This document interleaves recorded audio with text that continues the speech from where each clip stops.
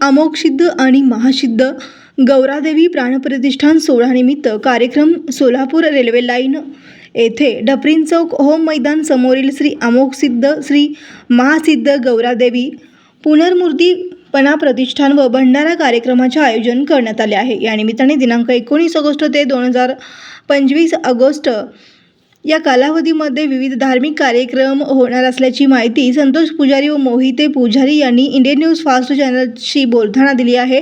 आज रोजी मंगळवार 19 ऑगस्ट रोजी संध्याकाळी 5 ते 11 वाजेपर्यंत ध्वजारोहण, गुरु प्रार्थना, महामंगळ आरती, गणपती पूजन यासह अन्य कार्यक्रम होणार आहेत।